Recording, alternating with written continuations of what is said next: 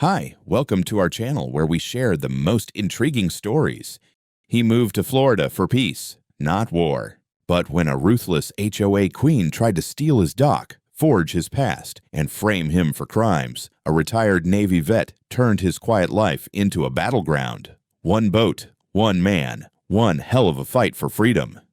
I didn't move to the Florida coast for the view. I came for the silence. After 20 years flying combat missions for the Navy, the last thing I needed was more noise. So when my old man passed and left me his house by the lagoon, it felt like fate.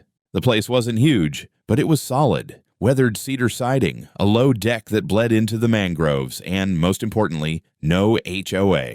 The property sat right next to a gated community called Silver Shores. Big white homes with columns, perfect lawns, and residents who wore their sunglasses like crowns. The place had its own yacht club, private dock, and weekly wine tastings with names like Bordeaux and Boche. I kept my distance. Still, the lagoon was ours to share. My father had built a private dock decades ago, completely legal and registered, and that's where I kept the Stingray, my motor yacht. It wasn't just for show. That boat was my workshop, my escape, sometimes even my bed when the house felt too damn still. I kept her tuned better than most folks keep their cars.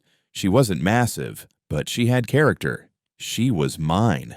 I'd had minor run-ins with the HOA crowd before. One guy in a salmon polo asked me if I could repaint my boathouse to match the community palette. Another time, someone from the HOA board slipped a flyer in my mailbox about an optional donation to help upgrade lagoon aesthetics. I didn't respond to either. They mostly got the message. I wasn't one of them. Then came Karen Beechwood. If Silver Shores had a crown, she wore it.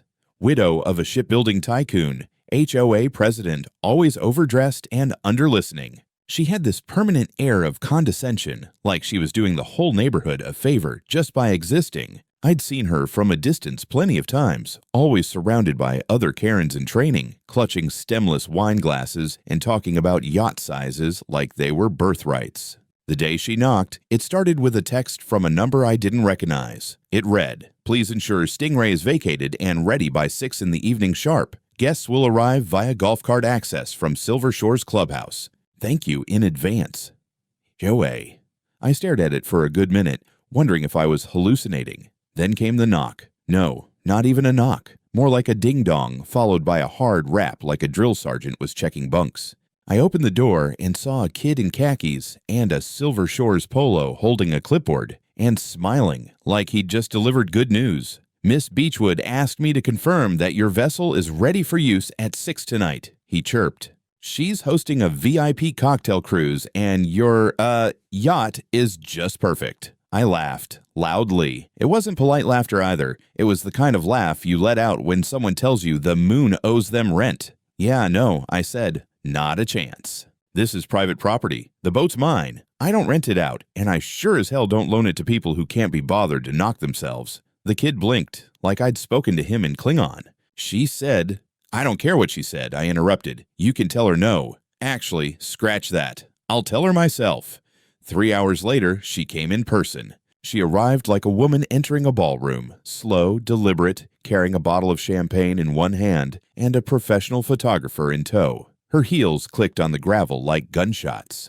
I was sitting on the deck, polishing the brass on the Stingray's ladder. She didn't even say hello. "Kevin, darling," she began, as if we'd ever exchanged names. "I hope you got my note. Isn't this just a perfect evening for a cruise? The sun, the breeze." "No," I said before she got into full hostess mode. "The answer's no. The Stingray's not for rent, not for HOA functions, not for moonlight cruises, not for anything." Her smile froze, mid-glow, like someone had hit pause. "I don't think you understand," she said softly, stepping closer. "This isn't just for me. These are very important guests, people from Miami." "Still no," I replied. "This boat's not a prop, it's not a toy, and I'm not your neighbor. I'm your damn boundary."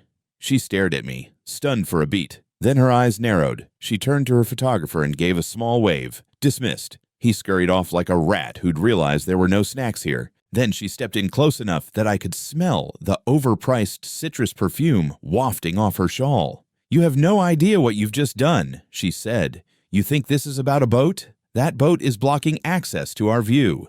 That dock ruins the line of sight for the pier, and you're parked illegally." "I'm parked in my own water," I said, rising. "The registration's valid, the dock's grandfathered, and you're about 5 steps from trespassing." She gave a tight smile. "All teeth, no soul." "Well then," she said, "you've just lost far more than you know. But don't worry. You'll find out soon." She turned on her heel, walked back to her Lexus like she hadn't just threatened me, and peeled off. I watched her go. The sun was setting behind the mangroves, and the reflection danced on the water like nothing had happened. But something had, and I could feel it in my gut. This wasn't over. The first official notice showed up on my dock 2 days later, pinned under a rock like a ransom letter. The page was soaked at the edges from the morning dew and stamped at the bottom with the Silver Shores HOA emblem, a silver sailboat that somehow managed to look smug. The notice claimed that my yacht was moored outside the permissible navigational zone. Underneath, in bold letters, "Failure to comply may result in citation and fine." I walked back into the house laughing to myself, the paper dripping on the hardwood. Illegal parking, in water, on my own dock. That was new. By late morning, a county coastal compliance inspector showed up. Clipboard, reflective vest, everything short of a helmet. The guy looked like he ate rules for breakfast. "Mr. Drake, we received a complaint from the Silver Shores community that your vessel is violating harbor space regulation." "Regulation?" I repeated slowly, like tasting a suspicious ingredient. "My dock is registered. The boat is registered. Nothing has moved in months." He cleared his throat. "The complaint states your boat is obstructing the view of the community pier and creating feelings of exclusion." I stared at him. "Feelings of exclusion?" "Yes, sir. It says your boat is creating a visual barrier between Silver Shores members and the lagoon." My eyebrows nearly launched off my face. "Right, because God forbid their eyeballs encounter something not curated by a committee." He coughed, clearly fighting a smile. "I'm just required to document the complaint." I showed him every piece of paperwork I had, including the decades-old permit handwritten by the port administrator who still sends Christmas cards. The inspector finally nodded and said, "You're in full compliance. I'll file a report and close it out." He left. I figured that was it. I was wrong. The next day, an envelope slid under my front door like a passive-aggressive ninja. Inside was a formal letter from the HOA. "Your vessel poses a safety risk to children who use the community pier. Please remove Stingray within 72 hours. Children, right. Silver Shores kids weren't fishing. They were too busy on phones imported from whatever planet makes parents forget how discipline works. I crumpled the letter and tossed it into the trash. 2 hours later, a second notice arrived. Accusation of illegal fuel discharge into lagoon waters. That one stopped my breath for a second. Fuel discharge is serious. The Coast Guard doesn't mess around with environmental law. If they believe that accusation, Stingray could be impounded while they investigated. And a veteran owning a boat that leaked fuel, headlines write themselves. But they'd underestimated me. I grabbed a flashlight and went down to the dock. The water around the stern shimmered with a thin film, rainbow streaks spreading slowly across the surface. My stomach dropped. That wasn't there the day before. I climbed aboard and checked the tanks. All clamps tight.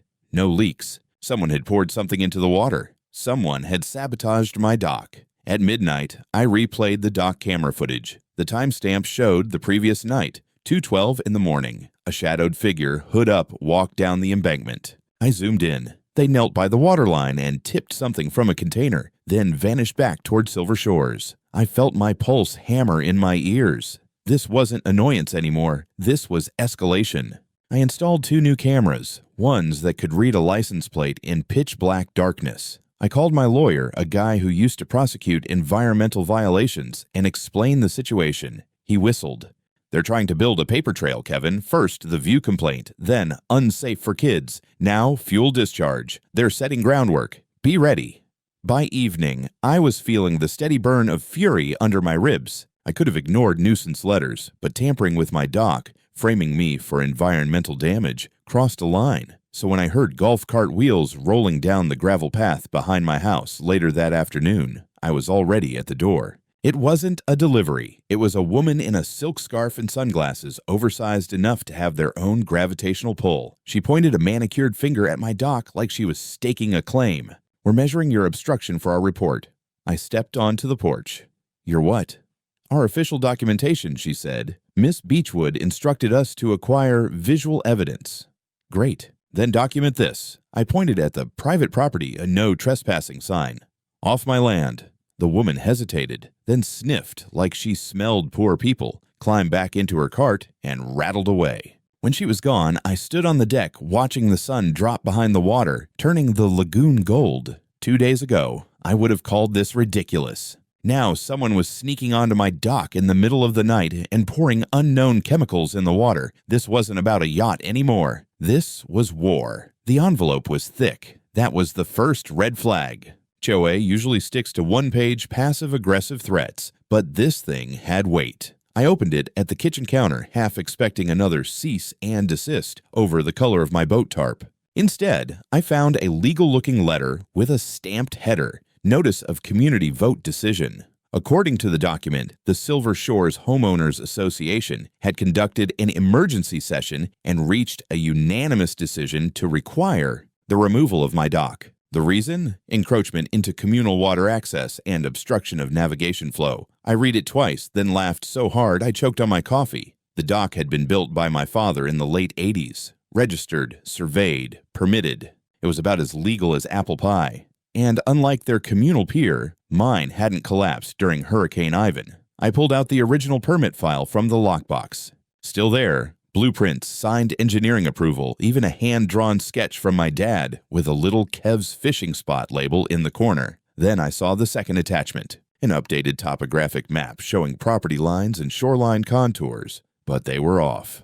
Slightly. Just enough that my dock now appeared to jut into shared HOA lagoon access. And the most insulting part? The deed amendment was signed by someone pretending to be my father, who, inconveniently for the HOA, had been dead for 6 years. My stomach turned cold. This wasn't just a nuisance lawsuit or neighborly spite. This was document forgery. I called my lawyer immediately. He asked me to scan the map and the forged signature. When I did, he didn't speak for nearly a minute.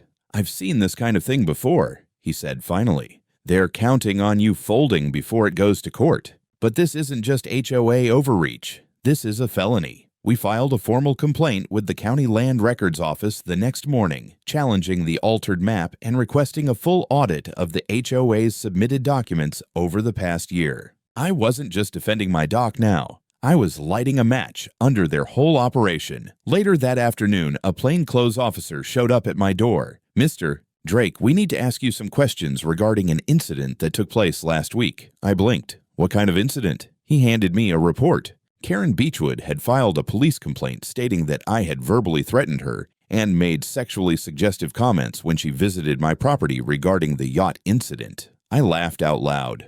"Are you serious?" The officer didn't smile. "We're required to follow up. She submitted video footage." He played the clip on a department-issued tablet. It showed Karen standing in front of my dock sipping champagne and me walking toward her, clearly irritated. The audio was weird, clipped, out of sync, chopped up. I recognized it as our earlier conversation, the same one where I'd told her to get off my property, but it had been cut to make it sound like I said things I absolutely didn't. One line in particular, a spliced phrase where my voice said, "Why don't you stay a while?" Beautiful. My skin crawled. "That's a deepfake," I said, "or a really sloppy edit." "We're not making assumptions yet," the officer said. "Do you have any surveillance footage of the same encounter?" Hell yes, I did. I pulled the full raw feed from my deck camera, uncut, with clear time code. It showed me saying exactly what I remembered. "You're trespassing. Please leave." We compared the clips side by side. The officer nodded slowly.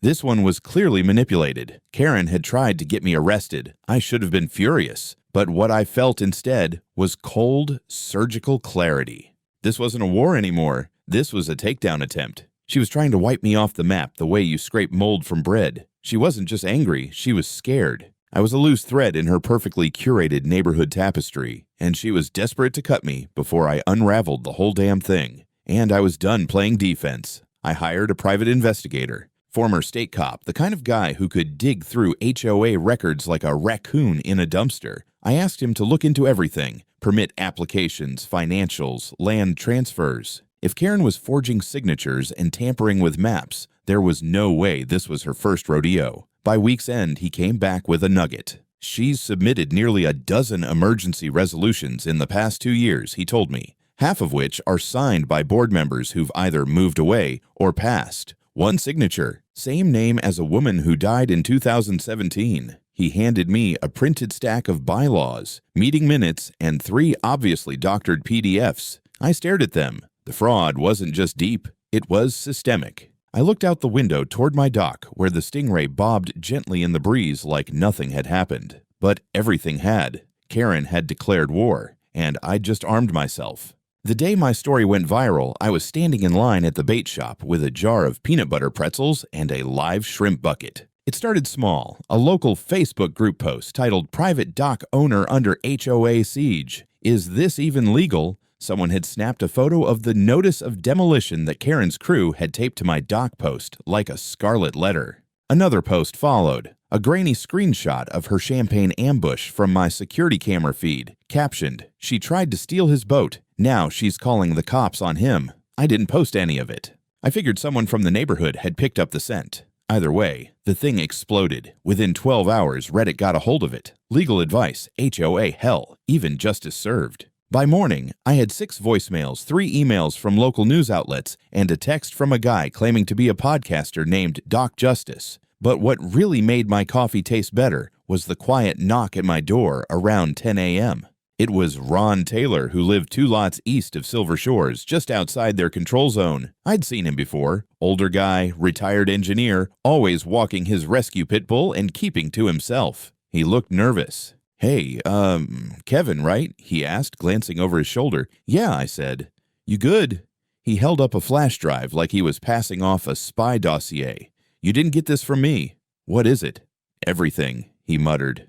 I was on the HOA board before Karen took over. I saw the direction she was going. I tried to stop it, and suddenly I was too old to be effective. They voted me out last year, but I kept copies. He handed me the drive and turned to leave without another word. I loaded it onto my laptop and sat back in stunned silence. Inside, years of meeting minutes, internal emails, scanned checks, and spreadsheets. One file labeled Donor Tiers Quiet Contributors showed line items like boat rental expenses, HOA event, Karen's birthday, and alcohol reimbursement, Karen only.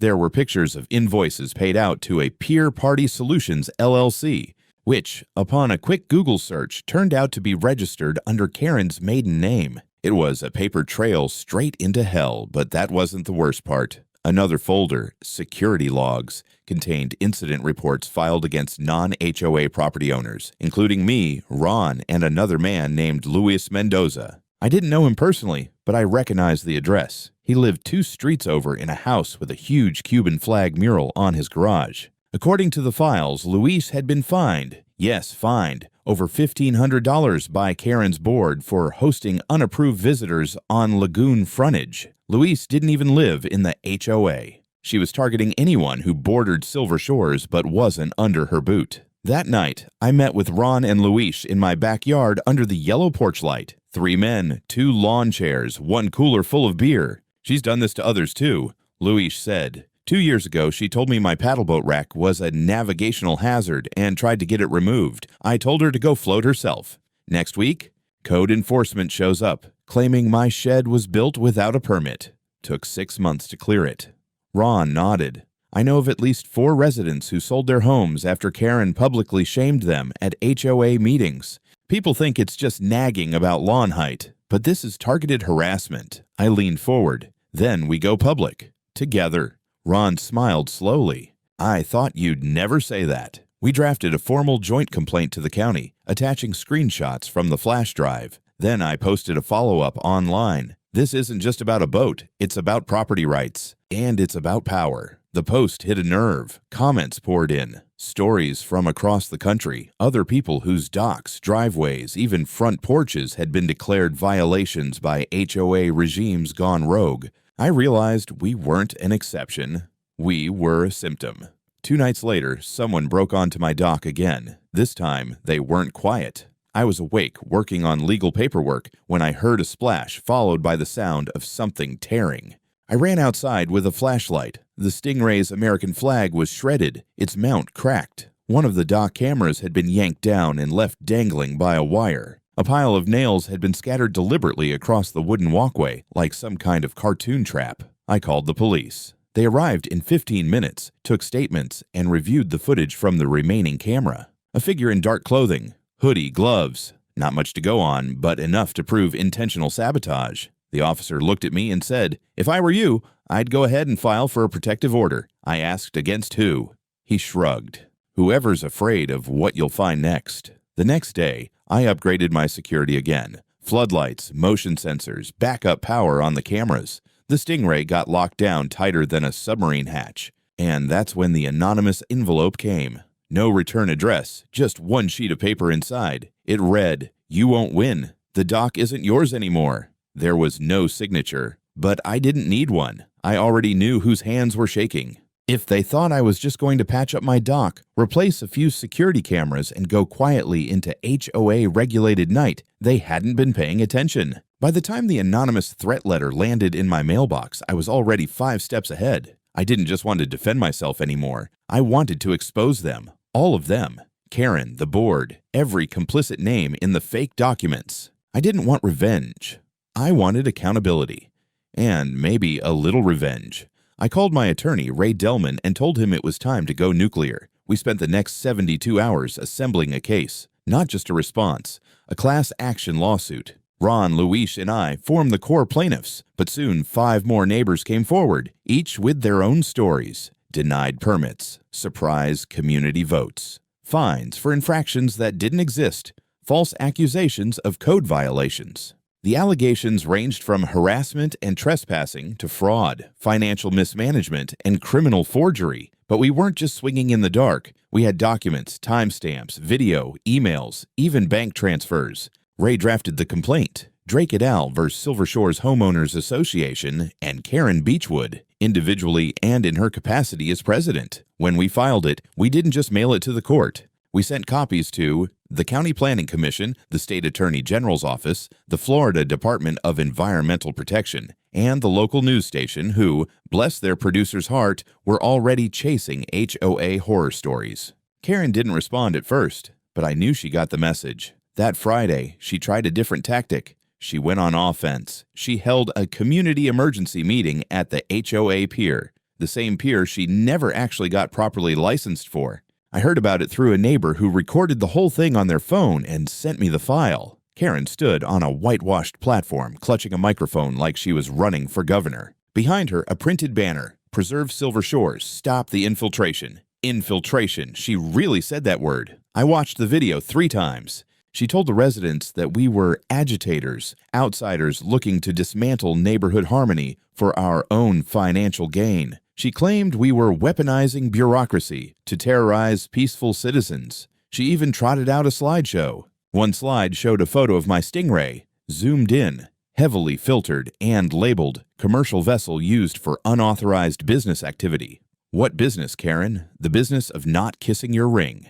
But then, she overplayed her hand. In one slide, she presented a financial snapshot of the HOA's monthly expenses. Only she forgot to sanitize it. The slide showed a $4,000 or $900 payment to Entertainment and Hospitality Pier Event Series. Guess what LLC name showed up on the actual receipt? Pier Party Solutions LLC, Karen's shell company. She'd used HOA funds, community dues, to pay herself for her own events. Even her loyalists started to shift uncomfortably in their chairs. You could see it in the video, crossed arms, glances at spouses. One guy stood up and asked, "Should we have seen a budget vote for this?" Karen froze. Then she moved on to the next slide like it hadn't happened. That moment was the crack in the dam.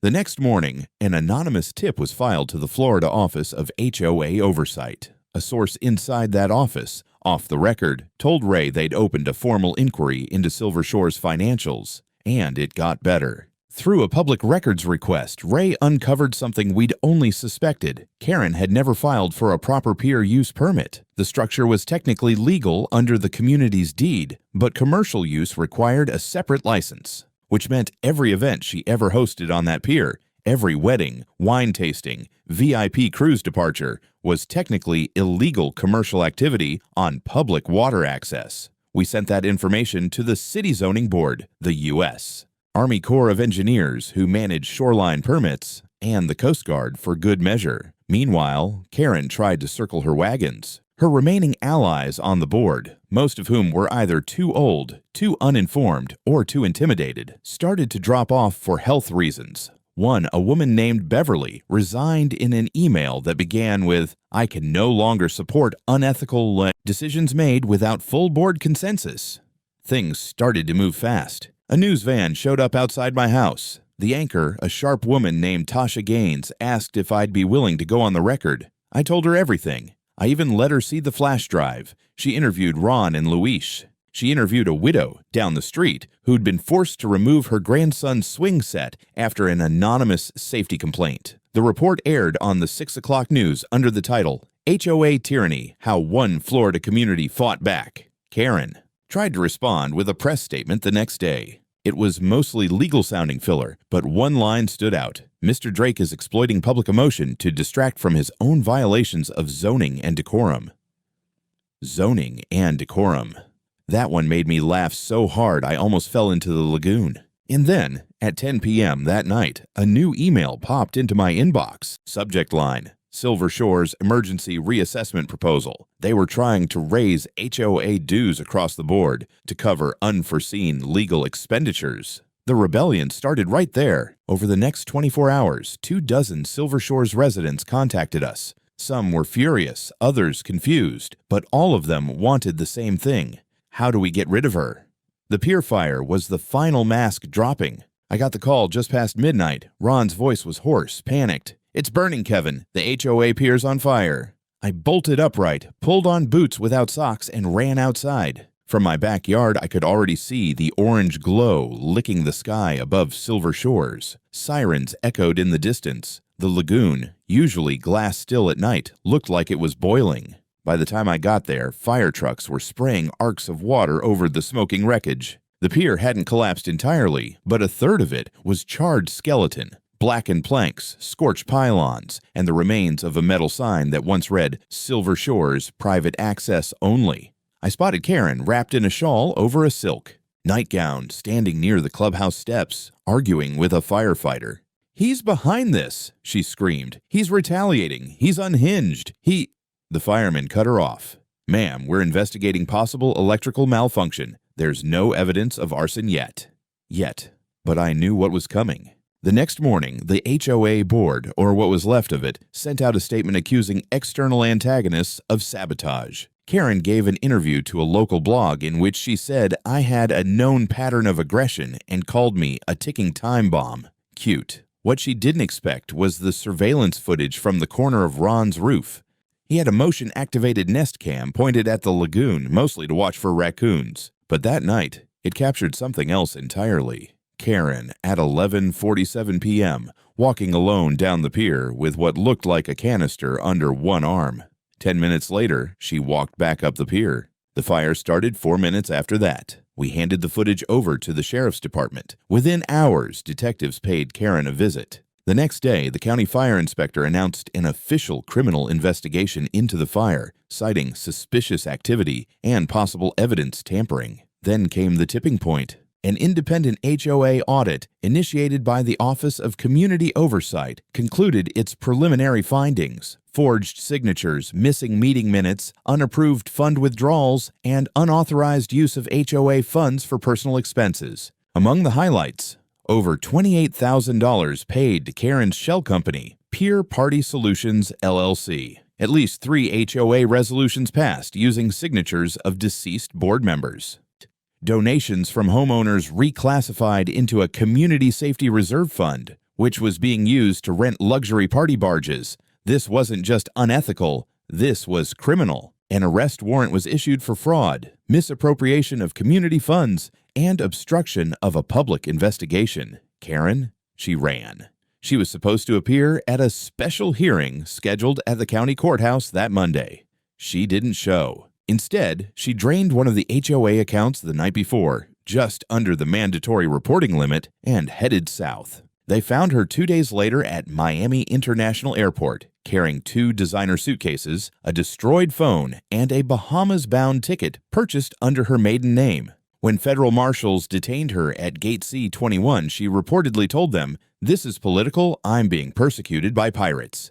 Pirates. I wish I were making that up. I watched the arrest unfold live on the 6 o'clock news. There she was, surrounded by TSA agents and marshals, still dressed like she was heading to a Palm Beach luncheon. The reporter's voiceover used phrases like facing multiple felony charges and possible federal investigation pending. By sunset, HOA hell trended on Twitter, but while the memes were flying, I stayed focused. My lawyer called. We had court dates scheduled. The Silver Shores HOA was now a wounded animal, hemorrhaging credibility and cash. Our lawsuit had teeth, and the state was circling with theirs. But in the background, other things started to shift. Neighbors who had avoided me for years, eyes down, tight smiles, began stopping by with actual conversations. One woman, Diane, brought cookies. Her husband had once fined a guy for overgrown hedges. Now he was volunteering to help organize the HOA dissolution committee. Luis was setting up a support group for other HOA survivors. Ron started digging into his old notes from when he served on the board and unearthed even more violations, including a letter Karen had buried years ago from the Corps of Engineers denying commercial use of the lagoon for private social events. And the best part? The federal government got involved. Turns out Silver Shores Lagoon had been partially developed using a post-hurricane relief grant, which required that it remain partially open to public access. Karen's entire gated private shoreline had been an illusion for years. The Department of Housing and Urban Development opened an inquiry into the misuse of federal funds. The HOA's tax-exempt status was pulled. Investigators requested full access to 10 years of board records. What had started as a yacht denial turned into a multi-agency probe into fraud, misappropriation, obstruction, and racketeering. Karen was indicted on 8 counts. More were likely pending. But the dock? The Stingray was still sitting pretty in her slip, polished and proud, unbothered, untouched. And as the flames of Karen's empire smoldered, I finally exhaled. The HOA board collapsed faster than a Florida deck chair in hurricane season. Within 48 hours of Karen's arrest, 4 remaining board members resigned. The HOA lawyer, previously smug and evasive, suddenly became unreachable. Emails bounced. Phone numbers went to voicemail purgatory. By the weekend, the Silver Shores HOA office was locked, its sign removed, and the website domain redirected to a 404-page. But that didn't mean the mess was over. Not by a long shot. You see, HOAs don't just vanish. There are procedures, hearings, dissolution protocols. The HOA was still legally incorporated, just headless, corrupt, and now under investigation. The court scheduled a public hearing to address community dissolution and restitution. Ron, Luis, Diane, and I sat at the front row, side by side, like survivors of a very strange war. I wore a collared shirt, figured the occasion deserved it. We watched as the judge reviewed the findings. Fraudulent voting procedures, misappropriated funds totaling over $75,000, illegally enforced fines on non-members, unauthorized alteration of cadastral maps using deceased signatories, forged correspondence submitted to the state. At one point, the judge paused and muttered, "This sounds like something out of a bad legal drama." I nearly coughed up my water. But then came the twist, a procedural twist. The HOA, though leaderless, had assets, a pier, a clubhouse, a joint maintenance fund, and more. According to Florida statute, in the event of HOA dissolution, those assets must either be liquidated and refunded proportionally to dues-paying residents or transferred via court order to settle damages. That's when my attorney stood. "Your Honor, Mr. Drake is requesting compensation for legal expenses, property damage, and emotional distress resulting from repeated and coordinated harassment, including attempted entrapment and falsified criminal accusations." The judge asked, "Do you have a compensation amount in mind?" Ray slid a folder across the bench. "All documented. Total damages, $84,000. The judge reviewed the papers in silence. Then, after what felt like a theatrical pause, he looked over his glasses and said, "The HOA pier is currently uninsured, unused, and without clear administrative structure. I hereby grant temporary custodianship of the HOA pier to Kevin Drake, pending final asset liquidation and audit." I sat there for a full 5 seconds before I understood what had just happened. The HOA's pier, Karen's pier, was now mine.